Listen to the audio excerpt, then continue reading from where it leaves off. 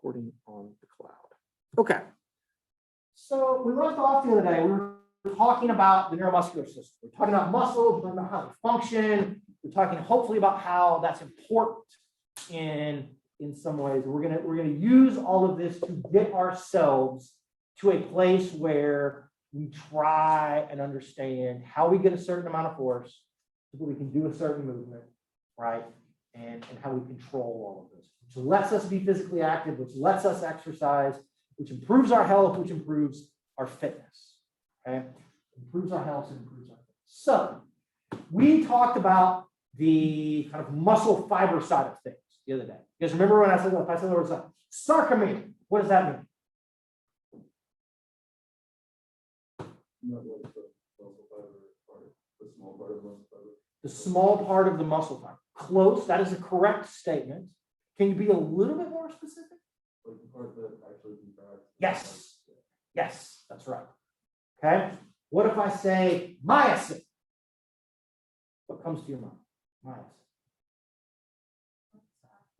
Binds to actin. Good. Okay. What does myosin do? This is the thing that's like the most important thing that muscles do. It's all about myosin. What does myosin do? Yes, ma'am. Moves and generates force. Moves and generates force. Okay. It moves and it generates force. Okay. Excellent. I forgot, of course, in my haste to bring things for you guys to make name tags. Let's do this. In the back, in the kind of red sheet of print, your name is? Paige. Okay. Paige, can you stand up for us? That's all you got to do. Stand up. We're going to play Dr. Black says. Paige, can you touch your nose? Okay. Hand down. Hand down, please.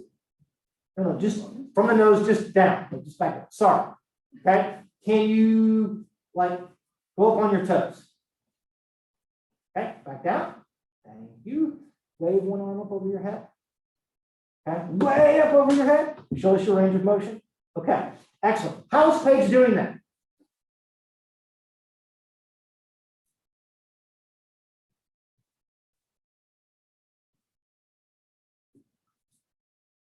Paige, what are you thinking when I tell you to do that? What goes through your mind when I say, Paige, touch your nose? What do you think about?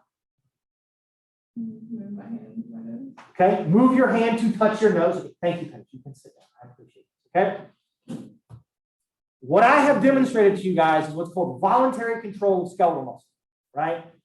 Paige needs to turn on the myosin in her sarcomeres, which are in the muscle fibers, to generate force to allow her to move her arm and her hand and her shoulder in the particular pattern to perform the movement that we want. She did it because I asked her to. She chose to do it, in a manner of speaking. Okay? She chose to do it. Your brain makes those decisions, and it then communicates those decisions to your muscles. Okay? The brain does all of that primarily through a structure in your spinal cord called the motor neuron, or sometimes referred to as the alpha motor neuron. Okay? The motor neuron, they're going to be located up and down in your spinal cord. We'll talk about their location in a minute, but this is the hub or the midpoint where impulses or action potentials coming from the motor cortex in the brain. Okay? Your brain signals most of the time to the periphery using electrical signals, what we call action potential. The brain signals with electricity because it moves really fast. Okay? I said, Paige, stand up. She stands up like immediately. So Paige, touch your nose. She does it really, really quickly. There's not this big long time delay or anything else. Okay? So we conduct the signal from the brain out to the muscle, and it runs through the motor neuron. And that's the place where if something happens at the motor neuron, then generally, if the motor neuron fires, the muscle is going to contract. Period. End of discussion. Okay? So what we're going to talk about is what do motor neurons look like? Where are they in your body? What are their structures? How do they work? Okay? I can say they work like most other neurons or like most other excitable cells, but that's probably not enough. Okay? but we're going to really get into how do they send and how do they receive signals. Okay. Hello. So here is a cartoon representation of a motor neuron. Okay? Of a motor neuron. You have thousands of these cells located all throughout your spinal cord. Right? The motor neuron, or in this way, most neurons can be, peripheral neurons can be broken down and have a general structure like all of this. The neuron is a cell. So this whole thing, in theory, is one giant cell. It looks weird, but it's one cell. It has this, what you think of as the traditional cell portion, which we call the cell body, which is here. Okay? The cell body of motor neurons, this is the part of the neuron that is located in your spinal cord. Okay? This is what's in your spinal cord. Around the cell body has the nucleus and the nucleolus and some things in there, so it makes all the stuff that we need to keep this thing healthy and functioning properly. But sort of scattered around the cell body are these very small, kind of thread-like projections that come off of it. These are called dendrites. Okay? These are called dendrites. Imagine you're in a dark room. Okay? We turn the lights off in here. Right? And all of you guys, you can't see, but you're going to put your arms out, right, to kind of feel around for the people that are around you, or the things that are kind of in your environment. Okay? That's what dendrites are doing. They project off of the cell body, okay, and they are going to sort of sense the environment around the neuron. There are going to be other things, other cells that are going to be out here. They may be other motor neurons. They may be things that we call interneurons. There are cells that sit in between the motor neurons, okay, and the dendrites gather information and signals from the areas around the cell body, and they bring that information back in, and it uses that information to either tell the cell body to send a signal down out to the muscle, or it may use those signals to what we call hyperpolarize to change the membrane charge that's going to be in here and make it more difficult to send something out. Okay, so when you want to contract a muscle, the dendrites surrounding the cell body of the neuron that connects to the muscle you want to contract are going to receive signals from higher brain centers or from surrounding neurons. They're going to tell that neuron to generate an action. Okay? Another projection coming off of the motor neuron is this thing called an axon. Okay, this thing called an axon. Now, those of you guys that had anatomy here where you got to use a cadaver, okay, you have to use a cadaver. You all remember seeing kind of large peripheral nerves, maybe the femoral nerve, right, or the UCL or something from here that runs under your elbow, okay? What we traditionally think of when you dissect a cadaver as nerves are actually a large collection of axons that are all sort of bound up together, okay? There are a bunch of these axons. And so the axon is this long rope or kind of long string connection that runs from the spinal cord all the way out, okay, to the skeletal muscle that you want to contract. So you can imagine, okay, if we look up here at, say, like C5 or something, in my cervical vertebrae, there are going to be nerves that leave through the foraminal space that leave out of the vertebrae. That's a bundle of these axons. So the motor neurons that go to, say, my thumbs, okay, or my bicep are going to be they're at C5 or C6. Again, I've not had anatomy, so I forgot. Okay, they're going to be there. So it runs from here out through my shoulder all the way down to whichever muscle, if it's the muscles that control my thumb, all the way down out to there. Okay, these axons are super long. They're super long. okay? You have things that go to the muscles that innervate your toes that have left out of like S1 or something. So they may be, 3 or 4 feet long, depending upon how tall you are. These very, very long structures, okay? And every time I see a cadaver and I see these nerve bundles, I think, how do we not like tear these things in half every time we fall down? They seem so delicate and everything, and yet they're very, very robust. Okay? That's the axon. Surrounding most axons, or at least axons that go to skeletal muscle from motor neurons, is a fatty substance called myelin. Have you guys heard of myelin before? Right? Myelin comes from these specialized cells called Schwann cells. Okay? And the point of myelin is to sort of thicken and kind of surround the axon. And it increases the speed at which, or the velocity at which, we can transmit an action potential down. Okay? I'm sure you guys talked about something called saltatory conduction, where there are these nodes called nodes of Ranvier that are interspersed along the axon, where there's places where there's no myelin. At those nodes of Ranvier, there's these high densities of sodium and potassium channels. And so what happens is, in essence, an action potential jumps from one node to the next, to the next, to the next, and it speeds up our transmission velocity. Okay? Think of things in this way. Let's imagine, okay, that you touch something that's super hot and you need to pull your hand away. Okay? I touch it, I get nerve conduction up to the brain that says, hey, that's hot, right? Pull your hand away. And then I have to send a signal back down to the muscles to contract to actually withdraw. Okay? Now, some of that can be a reflex, but imagine that there are several feet that this has to travel in both directions.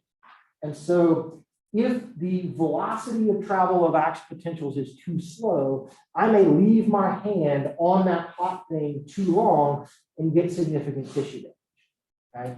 So it's really good for us to have as fast a conduction of action potentials so that we can, one, sense things, and two, contract our muscles as quickly as possible in the pattern that we want. And that is made difficult by having potentially very long distances to travel. Okay? Does that make sense, guys? You all understand in some ways kind of why this is set up the way that it is, why we have to have myelin. There are certain disorders, okay, that you guys may encounter in life whereby you lose myelin on your axons and it slows down your conduction velocity. Okay? There's a thing called Guillain-Barré syndrome where you make antibodies and those antibodies attack and eat the myelin off your axons and your movement slows down. Your force production slows down. Things like multiple sclerosis. You get some demyelination and things, but it's more kind of up closer and you get damage up in the more in the central nervous system than on some of the peripherals. But there's stuff that affects those and has really big kind of problematic outcomes. Okay? All right, you guys follow me on all of that? Yes, got some nods. All right, so that's what we've got there. Okay. I meant to bring some string today, I didn't, but that's okay. Anybody ever tried to walk more than one dog at the same time? I do this because we have 2 dogs. They're both crazy. They're basset hounds that just all driven by. Anybody ever tried to walk more than one dog at the same time? Yes? Okay. You're not in your head. You walk them on one leash or on separate leashes? Separate leash. Okay, so one can go this way and the other one can go that way. Anybody ever try to walk 2 dogs on the same leash? They make these little harness things where you have one leash and then it splits at the end and you hook them up into like each of them onto the same deal. Anybody ever done that? Well, then my entire analogy is lost on you guys. So imagine, if you will, the scenario where I would do this. Okay? So your central nervous system, motor neurons connect to individual muscles or individual muscle fibers, as though each fiber was a dog connected to a leash, okay, that runs back up into that motor neuron. All right? So imagine this scenario. I have a motor neuron that is going to connect, let's just pick the bicep, okay? Pick your bicep. You have several hundred motor neurons that are going to connect fibers in your bicep. Okay? One motor neuron runs one axon out to the bicep, and it splits, okay? And as it begins to split, it's going to connect individually to some number of individual muscle fibers within the larger muscle, okay? This collection, okay, is called a motor unit, And so much like having more than one dog connected to the same leash, what happens is all of these fibers, okay, are going to receive the same signal or get pulled in the same direction based upon the signal coming from the cell line. Okay? And so within a muscle, if you have 100, let's just say you've got 100 motor neurons, then you're going to have 100 individual motor units. If you have 1,000 motor neurons, you're going to have 1,000 individual motor units. Okay? Each motor neuron will connect to multiple muscle fibers. Every muscle fiber will only connect to one motor neuron. Okay? And so what we see across all of this, though, is that the size of our motor unit, which is determined by you just count up the fibers connected to that motor neuron, the size of the motor unit is going to vary. Okay? You're going to, in every muscle, you're going to have some small motor units, maybe 10 or 15 or 20 fibers, and you're going to have some large ones, okay, where there's maybe several hundred or several thousand fibers connected to one motor neuron. So you've got small ones, you've got big ones, and then all the rest of them are going to exist somewhere in between all of these things, okay? When you want to turn on a muscle, you turn that muscle on. You tell fibers to contract one motor unit at a time, okay? One motor unit at a time. So we call that turning on process recruitment, okay? I recruit one motor neuron. So your brain says, I got to pick up this little tiny piece of paper. It doesn't weigh very much, okay? I'm going to pick this up, right? I need one motor unit to be turned on in order to get enough force. I need just enough fibers, okay, to turn this on, to be able to pick this up. I then go from picking this up to picking up the whole roll. Well, now I need 3 motor units. Then I'm going to pick up my bag, which weighs even more. Now I need 10 motor units. Now I'm going to pick up this table, and I need 100, and so on and so forth. Okay? Does that as an idea make sense to you guys? Okay? We only want to generate the least possible amount of force to perform the task that we need. Okay? What happens if I want to curl this and I generate too much force? What happens? I want to do a curl. If I get too much, way more force than what this requires, what happens? Right? I throw it behind you. You're going to walk, and instead of doing just enough to go up a step, you like jump up 3 steps. Okay? Force costs us energy. So we don't want to generate any more force than we absolutely have to.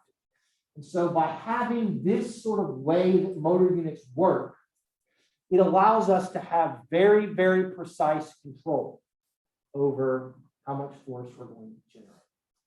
Okay? If all you had was one motor neuron, okay, and that one motor neuron went to every fiber in your muscle, your muscle would either be on all the way or completely off. There'd never be any in between. And that would be of no use to any of us, right? It'd be of no use. Like a light switch, it's either on or it's off. There's no dimmer switch. Having these motor units set up in this way allows us to turn the muscle on, but also then to kind of control the dimmer switch, if you will, of how much force we're going to get. Okay? You guys follow me? Okay. Very good.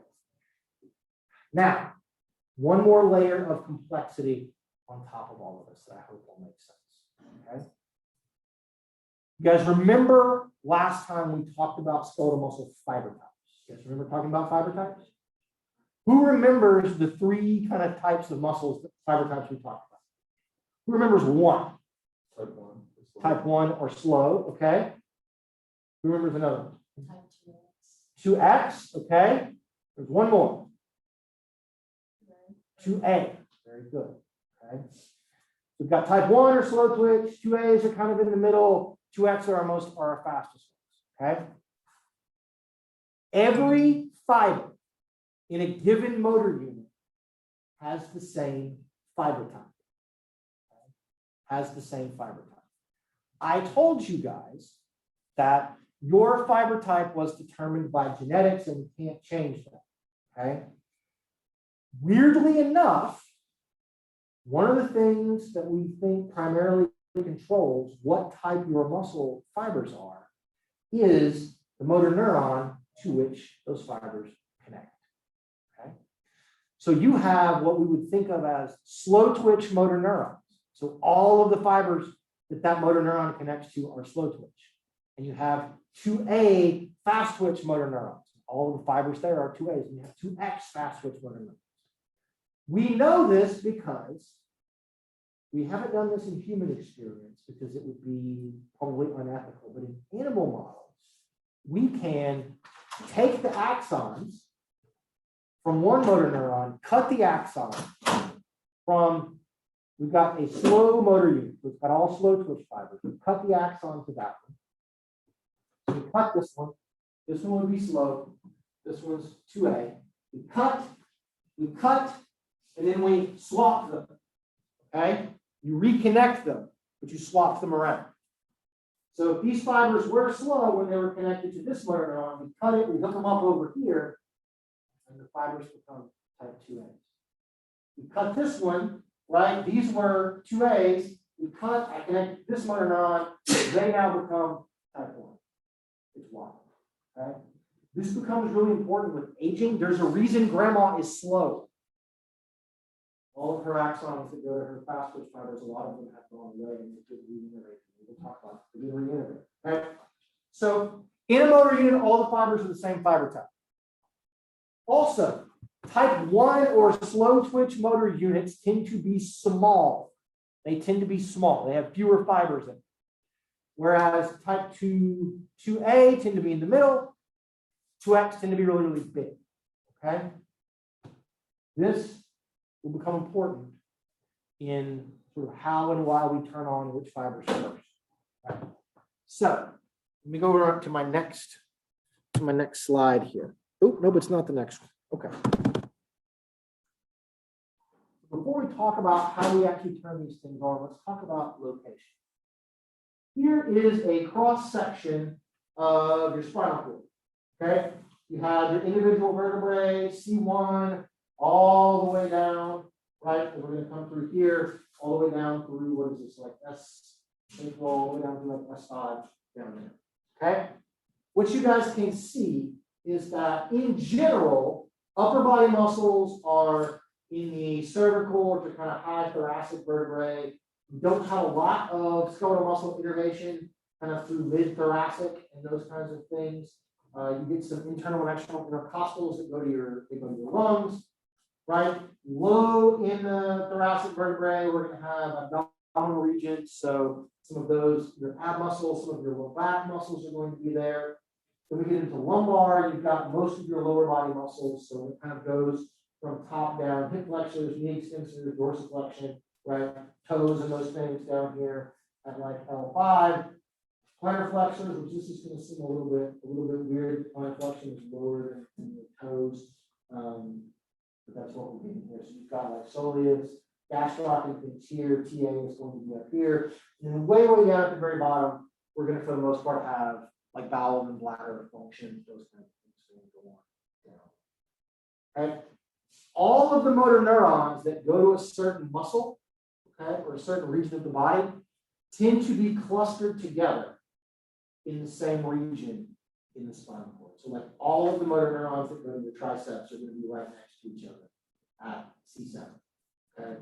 All of your diaphragm muscles are going to be all of your diaphragm motor neurons are right there together at C3 and C4. Okay?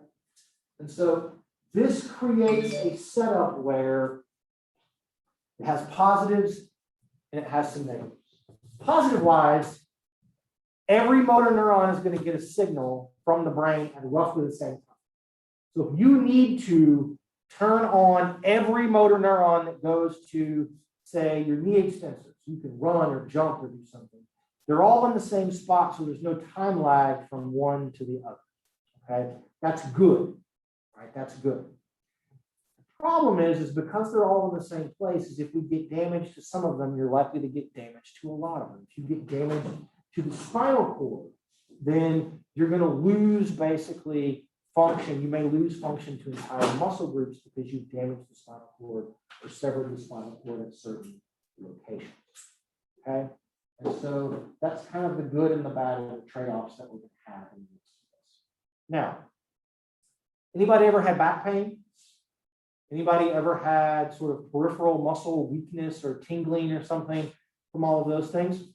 Those of you that want to be OTs, PTs, these kinds of things, want to be a chiropractor, we can diagnose, right, neural issues by sort of, we can trace back to where there may be pathology in the spinal cord based upon these particular sort of body region and muscle groups in which you are experiencing whatever particular symptoms that you have.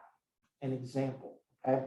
When you get old like me, things like sleeping funny will cause you lots of pain. Okay, also hefting around a 40-year-old, or 40-year-old, a 40-pound 3-year-old. 3-year-olds aren't supposed to weigh 40 pounds like 5-year-olds are. We don't know why my daughter is this giant, but anyway, she's a giant. I have, mostly due to playing football, we think in junior high and high school, I have bone spurs and narrowing in the foraminal space where all of the axons leave the spinal cord from about C5 to C7. And so about 6 years ago, I slept funny one night on my arm like this, and I irritated that. And I had this incredibly terrible shooting pain, weakness, and numbness. I still have lack of feeling in the sort of the ball of my thumb that runs across, right, my anterior delts, down the top part of my bicep, right, down here, right along the line of, I don't know if that's the radius or the ulna, whichever one is on the thumb side. In my thumb, no tricep problems, no problems with my 4 fingers, and you can trace every bit of that back basically to C5. And sure enough, they did MRIs on me, they did CT on me, and you look and, yep, bone spurs at C5 on that one particular side. So we can trace your symptomology back to what's happening at the level of the spinal cord, okay? And so we can map out all of these things. If you go to PT school, you'll learn about things called dermatomes, right? And there's sensory and motor nerves that are going to all go to these particular areas, and it kind of maps all of this out in that particular way, okay? And so that's one of the other good things that we know, because they're all located in the same place, and because sensory nerves from those tissues are also going to come back and integrate at those levels in the spinal cord, you can use it as a diagnostic tool so that you can target treatments. It can help you look for kind of what all is going on because of the way this is set up. So again, anatomy imparting function, anatomy imparting our ability to diagnose and treat certain things.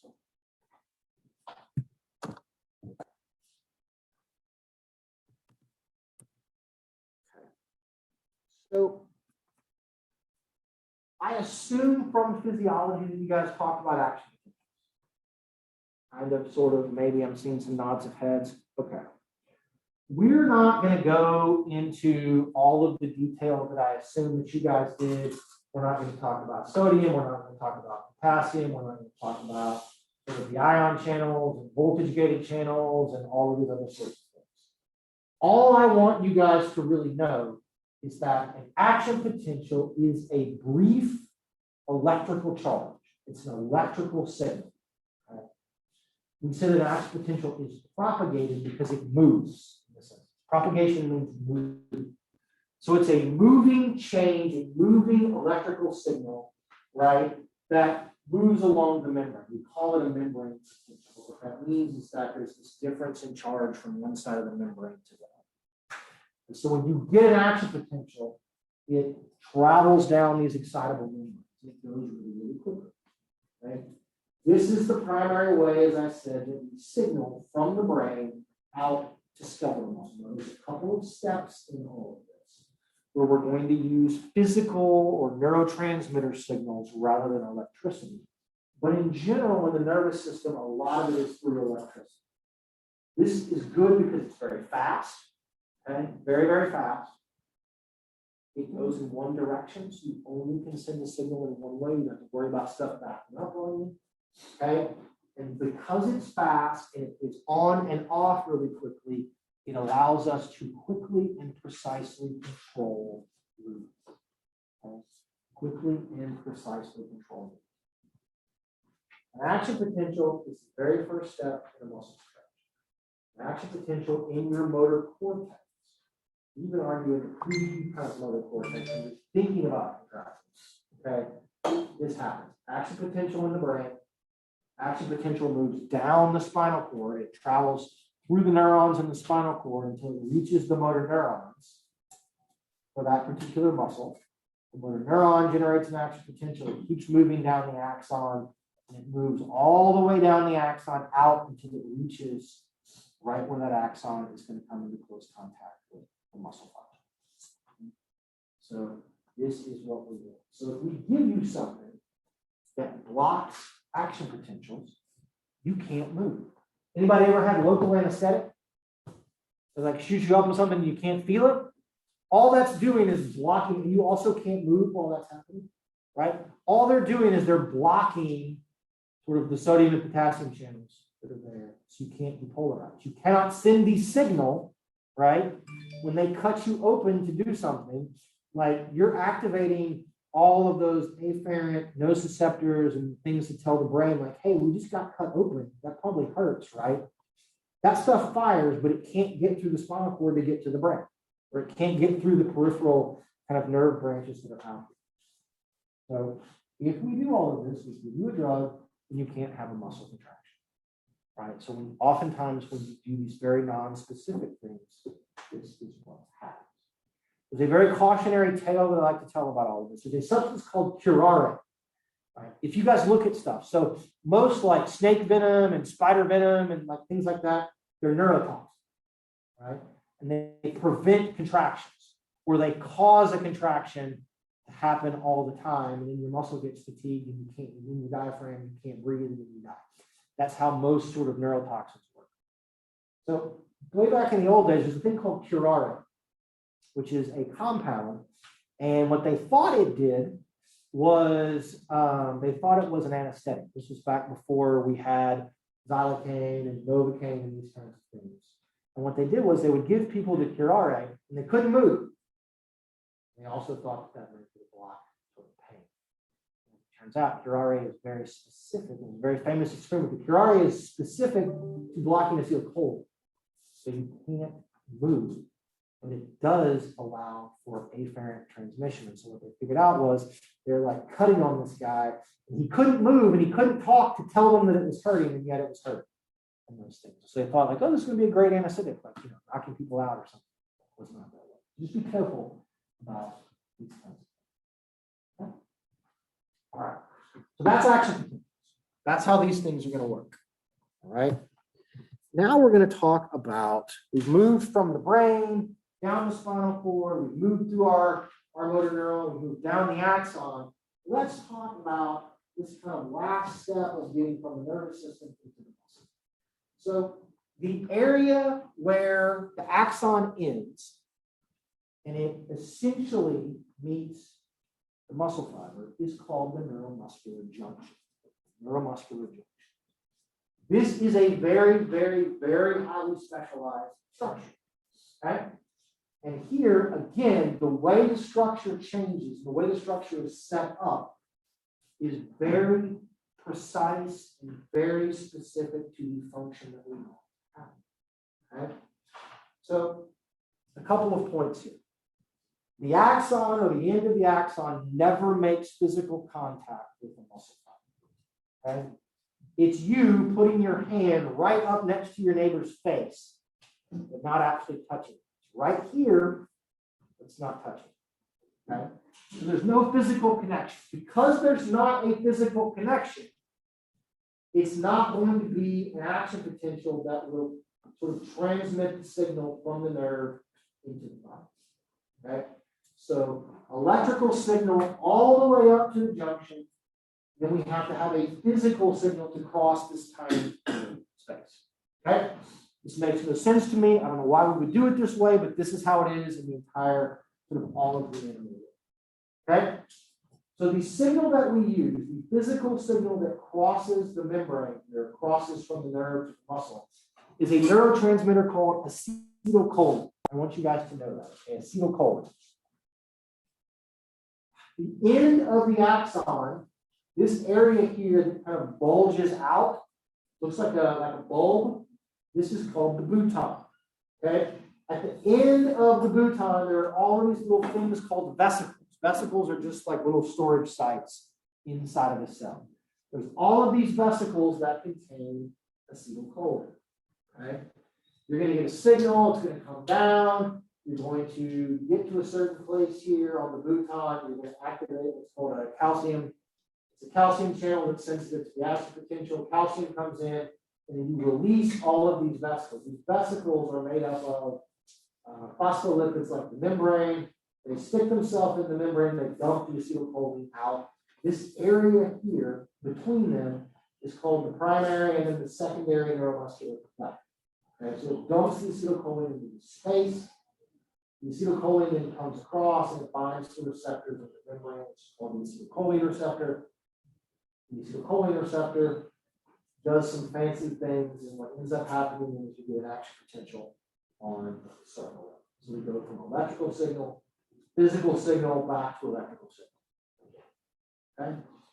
You will note the fact that this end sort of bulges out, and then on the muscle side where it folds like this, okay?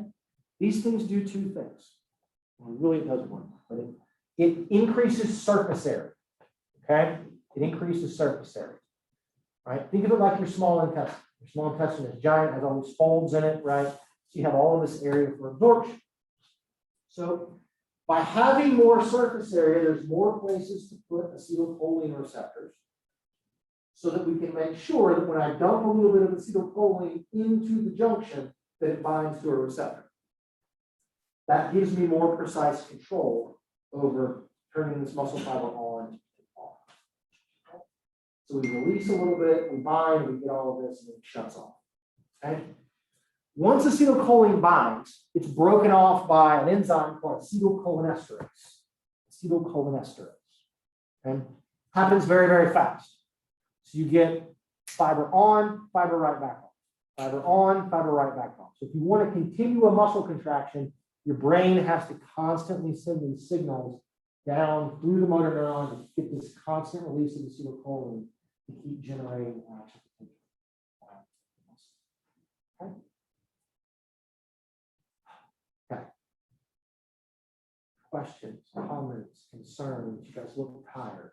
It's Monday. What were we doing this weekend that we're tired? Anybody wants to offer anything up? Okay. All right, let us we'll take a break until this clock says 11:30. Looks like 7 minutes or thereabouts. You can get up, you can walk around, you can stretch your legs, you can check your phones, whatever we need to do. So let's take a little short break, and then we'll keep going.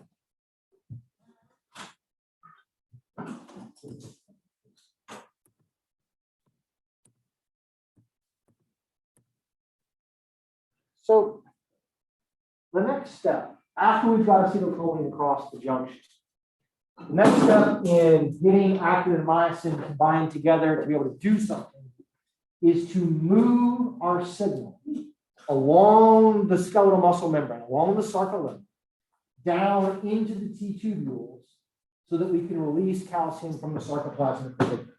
Okay? This process of acetylcholine binds, we generate action potential. the action potential spreads in 3 dimensions all out and around on the sarcolemma. It moves down a T tubule, which brings that signal down into the inside of that fiber, much closer to the sarcoplasmic reticulum. The action potential is then going to, through something called the dihydropyridine receptor, is going to tell the sarcoplasmic reticulum to open. And then it releases calcium. Okay? And so action potential, calcium release, calcium then binds onto the troponin on our actin filaments.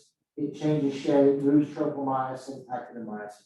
So we've gone from electrical back to a physical signal, and we're going to get the crossbridge. Okay?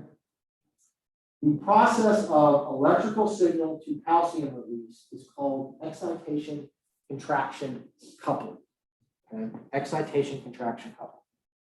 It's this process that gets messed up most often when you experience fatigue during exercise. Okay? It's this process. The ability to transmit this action potential down the T tubules to get calcium to be released, or the ability of the calcium to get released. There's some things that happen in the muscle metabolically that are going to hinder calcium getting out, even if you're doing action. This is a big place where fatigue happens. Okay. So we talked about this quite a bit the other day, I feel like, when we were going through what happens with actin and myosin. But myosin binds to actin, that forms what's called a crossbridge. Okay, that makes a crossbridge. The myosin then moves or pulls the actin filament, which then gets sort of drug along behind it, or it slides, and that generates movement. So this is called the sliding filament theory of contraction. Myosin binds actin, it makes a crossbridge, the myosin then changes its shape and it pulls, the actin molecule slides along, right? That shortens our sarcomere, which then eventually leads to, okay? That's what's happening. And so, in the midst of all of this, we're going to talk about something called the Crossbridge cycle that underlies the sliding filament theory of contraction. A couple of key things to know as we get into the midst of all of this. Okay, the formation of this tight bond between actin and myosin is called a crossbridge. When the myosin head tilts and pulls the actin, that's called a power stroke. Okay? That's called a power stroke. So what we are attempting to do whenever you generate force is to have your nervous system tell your muscles to form cross bridges. Form cross bridges. Then those cross bridges, hopefully, you need to get enough cross bridges to form to generate enough force to be able to move whatever it is that you're moving. Okay? So force production. During any contraction you perform, force production between any individuals, if you want to see who is the strongest or not, force production all comes down to the number of cross bridges you can form at any instant in time. Okay? You can squat more weight than you can curl for most of you because you can form more cross bridges using your glutes and your quads and things than you can with your biceps. That's how this is going to go. All right. If you're with me on this, there are a few things that I'm going to tell you guys you just have to memorize and understand, okay? But the Crossbridge cycle is one of those things that you have to be able to do. That's going to be in the next one, but this is just a kind of graphical or a cartoon depiction of the sliding filament. Here's your relaxed, right? Thick filament, thin filament. No binding can take place because tropomyosin is there. We release our calcium, binds to troponin, we move the tropomyosin, we then get binding, right? So then the myosin is going to bind, they bound, and then the myosin are going to pull in from either direction and slide in the actin filament. So here's a cross bridge. Cross bridge, then the myosin head tilts, so we're going to go cross bridge, power stroke, pulls. Okay. Then this has to break. Break off and release the cross bridge. And then it forms back again over here, and then it pulls some more. Okay? It pulls some more. That process of form the cross bridge, power stroke, break the cross bridge, reform the cross bridge, power stroke, that is called the Crossbridge Cycle. Okay? It's called the Crossbridge Cycle. It is depicted in this. Right? So what I want you guys to know, and you're just going to have to memorize it, okay, with this, is I need you to know at each step in the Crossbridge Cycle, I need you to understand what's happening with myosin, what's happening with actin, and then what is also happening in relation to ADP, inorganic phosphate, or ATP, and how that is bound or not bound to myosin. Okay? What you see right here, this is where all, or not all, this is where the majority of energy use during movement comes from. Okay? It comes from this. So we're going to start the Crossbridge Cycle at the top here, at step number 1. Okay? Crossbridge Cycle starts at when myosin binds to actin. Okay? It's bound to actin. So calcium release from the sarcoplasmic reticulum, troponin, tropomyosin, binding site open, myosin binds. We have a cross bridge. Okay? When myosin binds onto actin initially, it has attached to it. Each myosin molecule has a molecule of ADP and an inorganic phosphate molecule on it. Okay? So there's 3 total phosphates, but 2 of them are in ADP and 1 is this free inorganic phosphate. But they are both attached to the myosin head. Okay? This is called the high energy state of myosin, the high energy state, because it has ADP and PI still on. That's high energy. Okay? This binds. In this configuration, it binds very tightly because it has these things on it. High energy state, high binding. Okay? Next, the myosin head is going to undergo a power stroke, and it's going to tilt and pull the actin molecule in a certain direction. So here it's pulling it from left to right. So it has tilted. As this happens, okay, it is going to release the inorganic phosphate, and it's going to release its molecule of ADP. Okay. So it binds, power stroke, it now releases all of its phosphates. This is considered the low energy configuration. The low energy configuration. All right. Once this has gone, we are now considered to be weakly bound. Okay. Strong binding because it has this, it's now weakly bound. Now it's ready to be detached. Okay. It's now ready to be detached. What happens next is, to me, the most bass-ackwards thing in all of the world, in all of physiology that happens, okay? But this is how it goes. It's not going to make any sense. It never makes any sense to me. What happens is, it's attached, there's no ADP, no inorganic phosphate. In order to get the cross bridge to break apart, I use energy, okay? ATP comes in and attaches to the myosin head. That signals for the myosin head to release the actin molecule. So what I've just done is I've used energy to relax a muscle contraction. Okay? I don't use energy to generate force. I use energy to relax so that I can generate force again. Okay? So to me, this is very backwards. You would think I use the energy when I do the power stroke, right? I use the energy to generate force. No, that's not what happens. It goes backwards. ATP comes in, we break the cross bridge apart. We've now got cross bridge attachment, okay? Then, in order to move the myosin head back to its original position, to its high energy position, we split the ATP molecule using an enzyme on the myosin head called the myosin ATPase, splits the ATP into ADP and inorganic phosphate. And now it's ready for the next time the actin binding site is open to start the whole process over. Okay?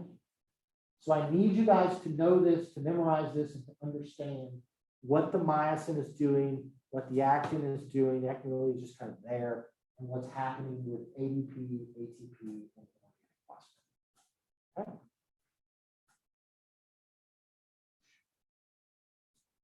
Take a straw poll. How many of you have ever run in your life? Okay.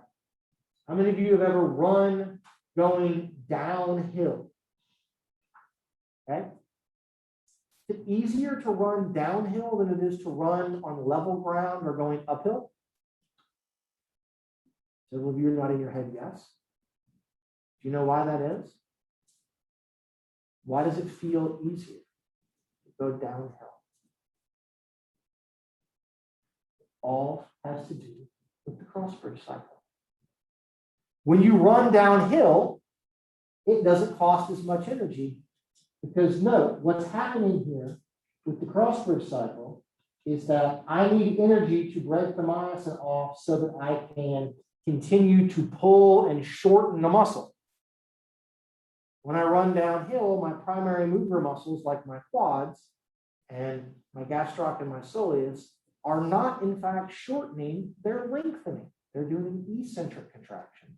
So all they have to do is attach. We don't actually have to detach them. We just attach with a little bit of force and stay that way. We don't have to run the Crossbridge cycle as much. It doesn't cost as much energy. Therefore, it doesn't raise my heart rate. It doesn't raise my cardiac output. It doesn't cost me as much oxygen. And so it feels easier to do all of those things. Okay? When I go uphill, right, my body weighs the same. I'm going against gravity even more. I have to do more Crossbridge cycles to get more force to be able to move myself up that incline as opposed to going on level ground. So it costs me more energy. So I get more heart rate, more cardiac output, more oxygen use, and it feels worse. Okay? So all things that we do from the intensity standpoint, from a perception standpoint, much of it comes back to what happens very specifically at the Crossbridge level, at actin and myosin. Okay? Let's do another fun thing. How many of you think you have these things are both together? Kinsey, you're here by yourself. You want to try something for me? Can you stand up? I want you to try to pick up this table. Pick it up. Okay? Try hard, like seriously, like give it the real college try. I know. That's the point. Okay. Okay. So Kinsey's going to try hard, right? You can sit down. Thank you. All right. So we assume there's something that you can't move. You cannot generate enough cross bridges and enough power strokes to be able to physically generate enough force to move something. So imagine you're going to lift something that is, you can lift it once, but you can't lift it 3 times. Well, as you go through all of this, you start off, I can do enough.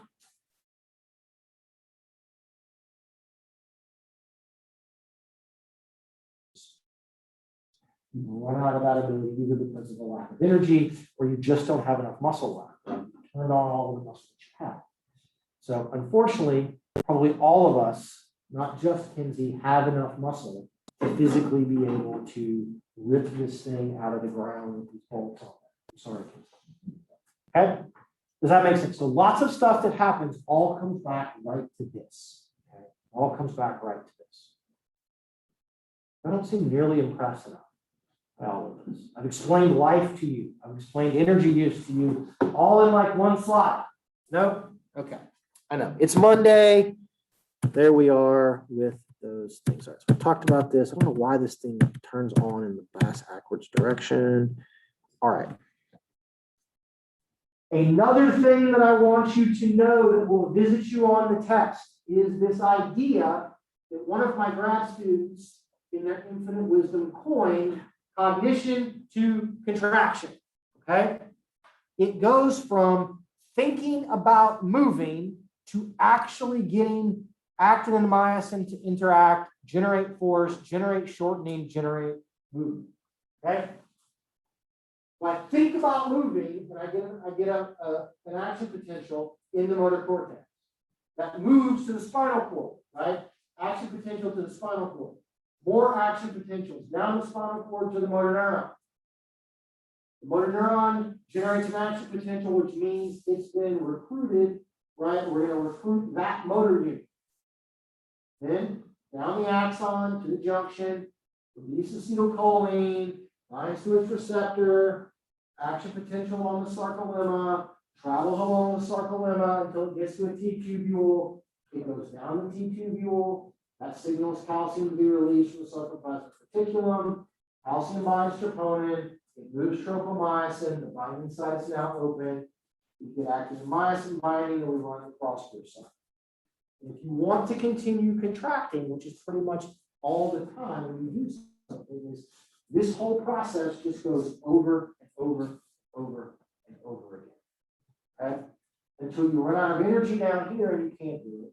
Until you run out of calcium and you can get out of here. Until you run out of an ability to generate action potentials across the junction. Or until your brain, you're just like, fuck it, I'm stopping. Right? I don't want to do this anymore. And so then you stop sending motor cortex action potentials. So this begins to fall. Okay? We talk about this in my lab. That's the idea of cognition to actual contraction. And so you can break this into these finite steps as we move our way up and down. So there's a step and there's a signal at every step. And if any of these things get messed up, if any of these things go wrong, then the entire process stops. And you can't continue to. So when you're working out today, when you're doing bench press today, because it's Monday, and you're doing your reps to failure, and you get to where I'm lifting, nope, I can't lift it anymore. What has happened is you were doing this, okay, and then you got to a place where somewhere this signal broke down, and you could not run this whole process anymore. And so therefore you couldn't complete that lift, and you have to stop it. And you've got to rest to see if you let it rest, if all of this goes back to normal, and you do it again. When you're running, you do all of this, and you're like, well, okay, I can't keep running at this pace because one of these things is going wrong. So I've got to slow down, or I've got to stop, and hope that I can kind of rejigger this. Okay. So with our remaining little bit of time today, we're going to put all of this physiology into applied actual movements. Okay. So I assume in anatomy you guys have talked about concentric and isometric and eccentric actions. You guys know what those things, you guys have heard about what those things are? Yes. Okay. If you've had one of our personal training classes, you probably also done. So what I'm showing you guys here is, this is just an example in kind of an easy to maneuver muscle. So this is your bicep. Okay. So a concentric contraction is a contraction whereby the primary mover muscle, the agonist muscle, shortens. Right? So when I'm doing a bicep curl, concentric means that my hand is moving up. I'm curling up. You can feel your bicep shorten. You can feel it sort of ball up on itself. Okay? If we're lucky, I've got like 3 shirts on today, or you'd be woefully unimpressed with what my biceps look like in this particular way. All right. Concentric contractions use the most energy. It requires the most ATP to do this, while they generate the lowest amount of force. Can somebody explain to me, why do they use the most energy? Why would a shortening contraction cost me the most energy?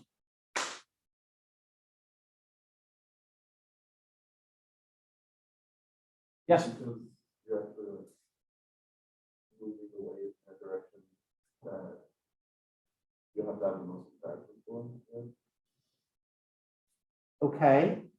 you're sort of on to something, but I will see. I'll counter that with, right, I move it up. Why does that going up cost me more energy than doing the opposite, the eccentric contraction where I lower it down? Because you're creating crossbridges are not lengthening them, right? Okay. So I would tell you that I also have cross bridges. They have to be, if I had no cross bridges, I wouldn't do an eccentric contraction. I'd just drop them.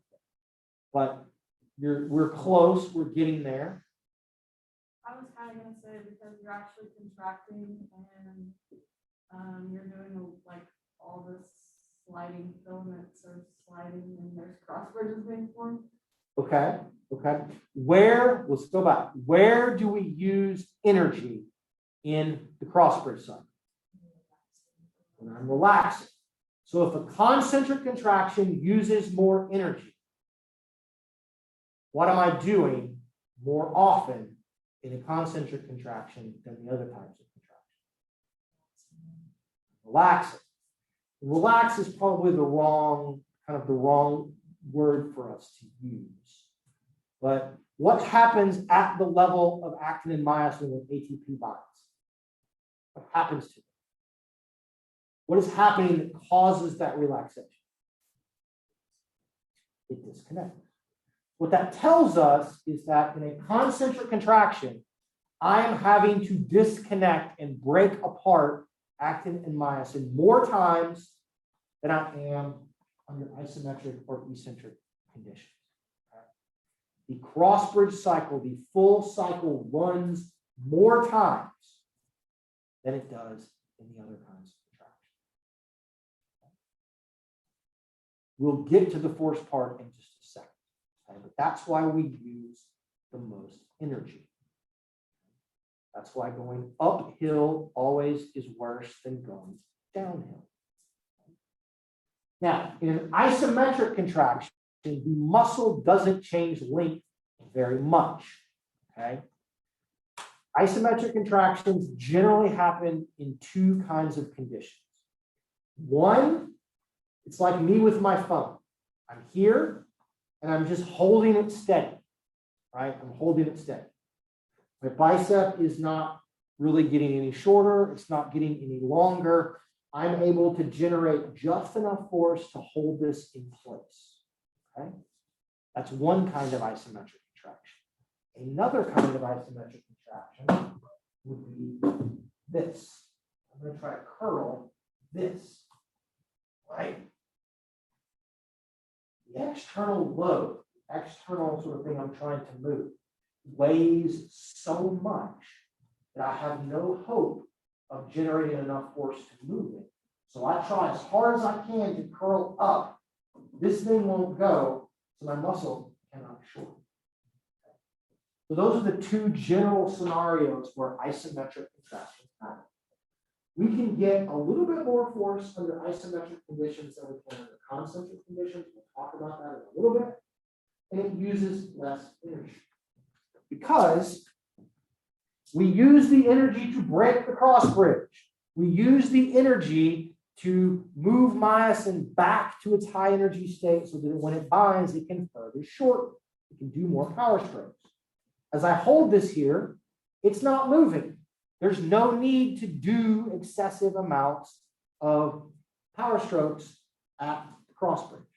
So it doesn't have to break nearly as often. Okay? So we use a little bit less energy. Eccentrics are my favorite. Okay? They generate the most force and they use the least amount of energy. Okay? Use the most force. They get the most force. So why would I do a lengthening contraction? Let me frame it in this way. Usually when we do this day, I bring weights to class and I have someone come up here and we try to have them do some demonstrations. Okay? And what we will normally do is we'll find out how much weight a person, like what's the biggest dumbbell you can pick up. And then I give you like 20% more weight and I say, lower it down. And voila, magically by physiology, you can lower it down. You can't pick it up, but you can sure as hell lower it down. Okay? So the question becomes, why is that the case? Okay. Cross bridges that can be formed determine force production. My bicep has not magically gotten a lot bigger or able to form more cross bridges to lower something down than it is when I'm trying to pick it up. There's just the same amount of numbers. So I must be getting force from someplace that is not from the cross bridges. Okay? It's not from cross bridges. Can I get a volunteer? We're going to do a fun thing. You want to volunteer? Okay. Come right down over here. Your name is, remind me again? Cade. Cade, come down over here. Cade, are you a good jumper? No. Perfect, even better. He's not a good jumper. We're going to have him jump in front of everybody. All right, so Cade, what I want you to do is, let me see this. Come all the way down to the very bottom. All right, can you touch? I want you to try to jump up and just lightly touch the light there. Okay. Everybody watch Cade. Okay, jump and touch the light one more time. Okay. What does Cade do before he jumps? Do it slowly for us, Cade. Okay, thank you, Cade. He squats. Why is he squatting?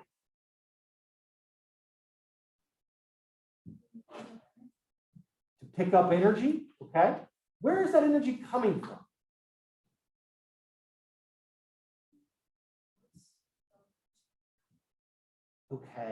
Okay. So, now wear my stretchy pants today. Right? The greatest advent, or the greatest discovery in men's clothing in the last 100 years is that we now have stretchy jeans and stretchy dress pants. Ladies, y'all been hiding, like holding out on us for years in the midst of this. It makes my demonstrations in class way easier.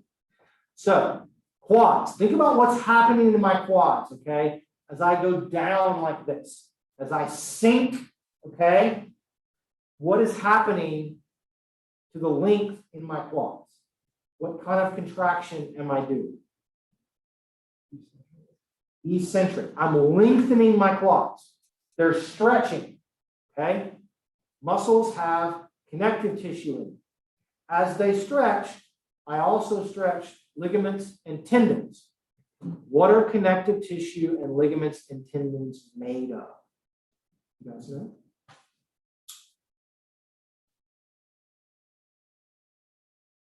Remember collagen? Heard of collagen? Right? Collagen's really stretchy. It's like a rubber band. Okay?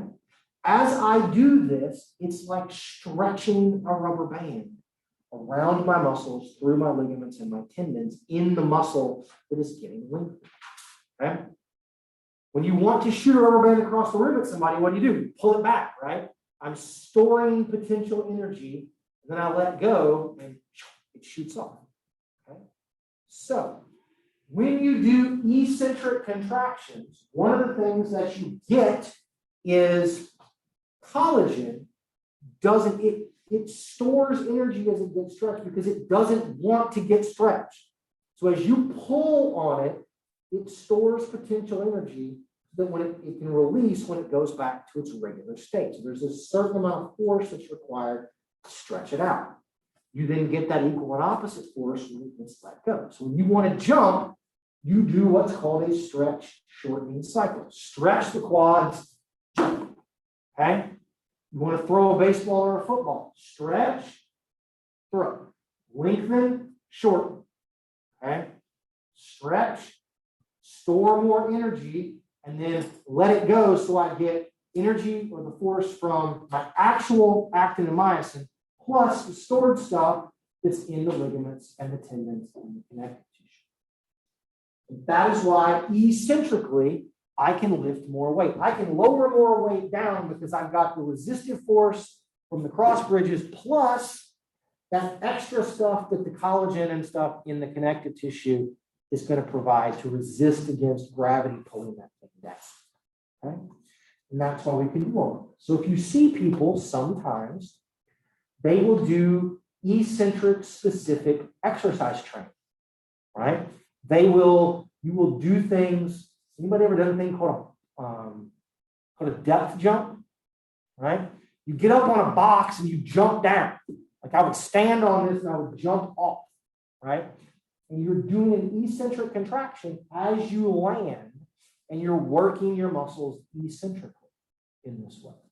Oftentimes you'll do a jump up and do the concentric side, and then you'll do the depth jump off. Okay? You'll box jump and then depth jump.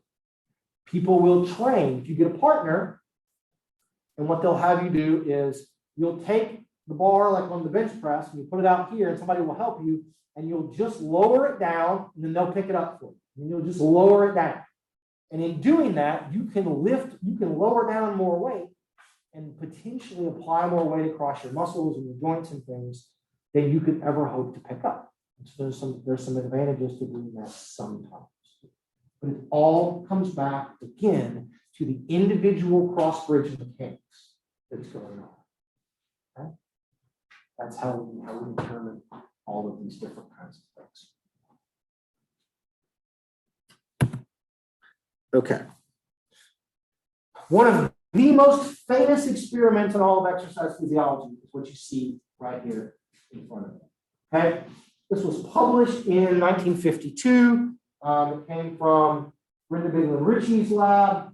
And what you can see here is this is a measure of oxygen consumption. This is energy expenditure from riding a bike going forward and riding a bike pedaling backwards. Okay. So you see they have these bikes that look like this, these old bikes, and they've essentially there's one chain that connects onto the crank on both bikes. And so you put someone on each bike, and you say, person on this bike, you pedal going forwards, that makes this person pedal backwards, and it's like, okay, you resist against them pedaling forwards and you do just enough so that it's hard for them to go forward, but you let this side win. Or they're going backwards, and so you just do enough over here to let them win going backwards. And so what they did is they measured energy expenditure. So cycling forward is a primarily concentric kind of contraction. Cycling backwards is primarily eccentric. And so what you can see is, so this is running uphill, this is running downhill. It's kind of the equivalent. Here's the energy use per a given amount of power output on the bike. And it's pretty easy to see, right, that pedaling forward costs you way more energy at pretty much every place than pedaling backwards. This was the first instance of understanding that concentric contractions use way more ATP, way more energy than eccentric contractions do. This was our first sort of applied look at what happens to the differences in cross-bridge mechanics between concentric contractions and eccentric contractions. They also would do things with this, which I thought were pretty fun. And you should do this. You should do a demonstration with weights in class with all of this.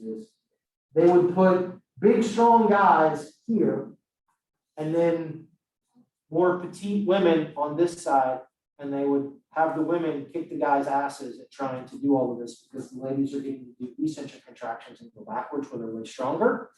And you have these big, strong guys that can't even crank the bike against these much smaller women who you think they're not as strong, but they get to go backwards, and so they have a mechanical and sort of force advantage by doing all that. So it's a sort of very fun kind of way of demonstrating these things. And it's not always muscle size. It's not always sort of energy expenditure that go into all of this. Okay. Questions, comments? No.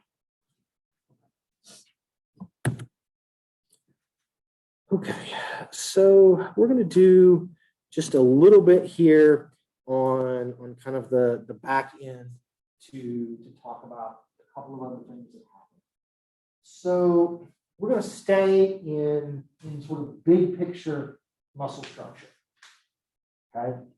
Now you guys have had anatomy. A lot of you did a cadaver. You will at least stipulate to me that muscles, not all muscles look the same, right? Right, like some of them are long and skinny, some of them are shorter and sort of wider and those kinds of things. Okay, So muscles come in different sizes and shapes. A lot of that is going to come down to what is the job of that muscle, okay? Your hamstrings look very different than your quads, even though they're sort of two sides of the same coin, right? We've got knee extension and knee flexion, but they look very different because of what we ask them to do, because we are a biped. So size, shape, length confers some particular ability to perform a task, right? It will determine the speed that those muscles can contract at to an extent. It will determine the mechanical advantage that those muscles have. It will determine their overall force production that those muscles have. So in general, okay, longer muscles can contract faster than shorter muscles. If you want to know why, take physics. Take biomechanics with Dr. King, okay? I don't understand it enough. I've had the physics. I've taught the biomechanics. I understand what they say, but it doesn't make a lot of sense to me. But that's what happens. Your hamstrings generally can contract faster than your quads because they're long. Increased CSA stands for cross-sectional area. This is basically the cross-sectional thickness or width of the muscle, okay? This is the width of a muscle. The more of that you have, the more force you generate. The more force you generate. So the wider a muscle is, the more actin and myosin, the more cross bridges you can have pulling all in the same direction, that gives you more force. Okay? Now, within those kind of structures and within the way those things work, there's going to be a little bit of differences, the angle that they connect and all of that. In a very, very general sense, though, what you see here, this is actually my thigh, taken from some of my dissertation research. What you can see is it looks like a piece of steak, doesn't it? Right? That's all that steak is, it's muscle. Ruin anybody's day in that way. These are MRI images taken right at about the midpoint between the top of the patella and the head of the femur. What you see here in the middle where it's black, that is mineral in the femur. The bright stuff in here is your bone marrow. And then we have, you're looking up through my feet, okay? Through my feet. This is my left leg. This is the vastus lateralis here. This is the rectus femoris. This is the vastus medialis. Here's the intermedius that's going to be there. These are hamstrings and some things that I always forget which one's which. The femoral artery is right about there. But in a very general sense, the bigger this cross-section gets, the stronger the muscle is going to be. Okay?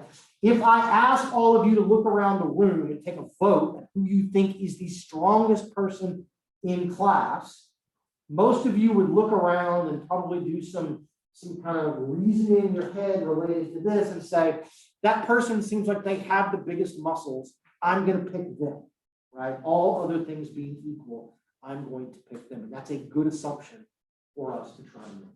Okay? Generally, the bigger your muscles, the stronger you're going to be.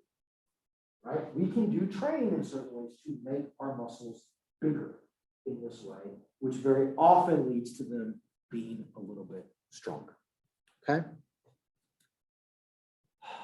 Okay. This is as good a place probably as any for us to stop. All right. So we'll stop here. We'll pick up on Wednesday from this point.